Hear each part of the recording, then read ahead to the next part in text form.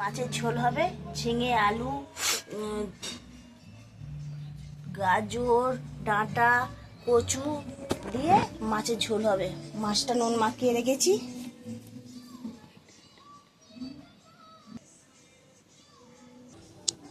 কড়াতে তেল দিয়েছি, মাছটা ছাড়বো।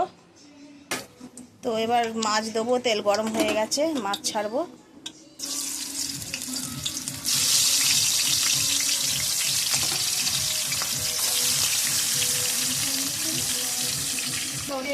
তো গাইস এবার উল্টাবো মাছটা।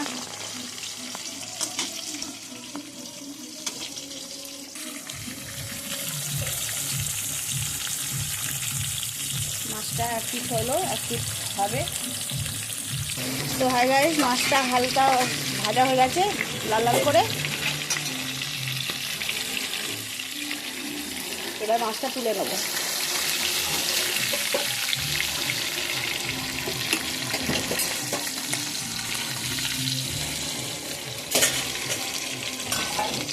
একটু শুকনো লঙ্কা, কিছুটা জিরে,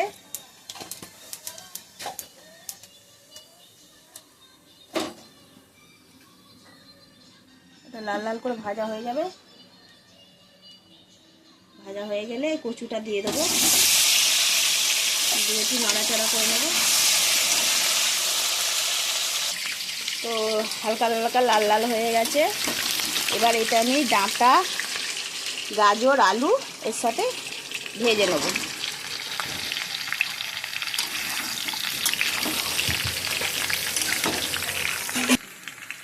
তো সব আনাজগুলো একটু ভাজা ভাজা হয়ে গেছে।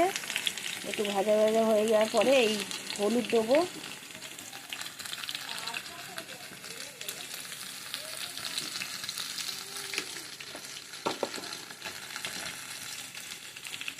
তারপরে নুন দিয়ে দিচ্ছি,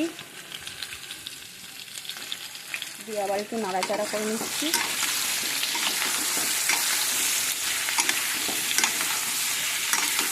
নাড়াচাড়া করার পরে এতে ঝিঙে আর বেগুন আছে, এটা দিয়ে দিচ্ছি এর সাথে।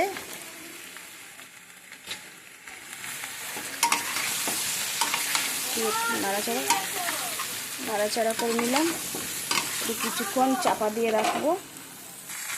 তো আনাজগুলো সব ভাজা ভাজা হয়ে গেছে, দেখতেই পাচ্ছেন আমাদের সব আনাজগুলো কেমন ভাজা ভাজা হয়ে গেছে। এরকম ভাজা ভাজা হবে। এরপরে জল ঢেলে দেবো।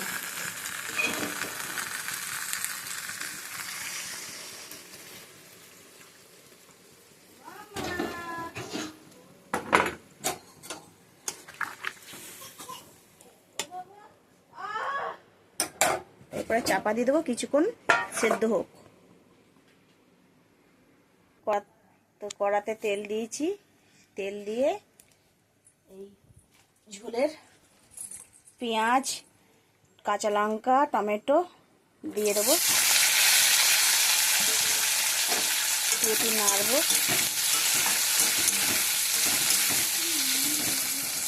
এটা একটু ভাজা ভাজা হোক।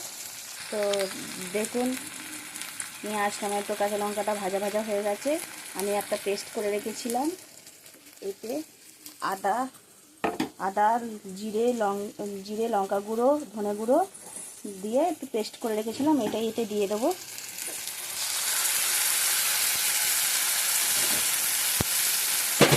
দিয়ে একটু নাড়াচাড়া করে নেবো। আর ঝোলেতে তো নুন হলুদ দেওয়াই রয়েছে, এটা একটু নেড়ে কষে নেবো। যখন তেল ছাড়বে তখন ঝোলেতে মিশিয়ে দেবো। তো দেখুন কষা হয়ে গেছে, মশলায় তেল ছেড়ে দিয়েছে। এটা এবার ঝোলের সাথে মিশিয়ে দেবো। এটা মশলাটা হয়ে গেছে, মশলাটা এই ঝোলের সাথে এটা এবার মিশিয়ে দেবো।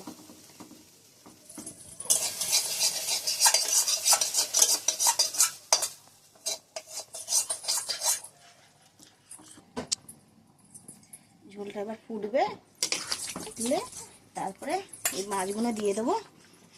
মাছগুলো ঝোলটা ফুটেই গেল, মাছগুলো দিয়ে দেবো।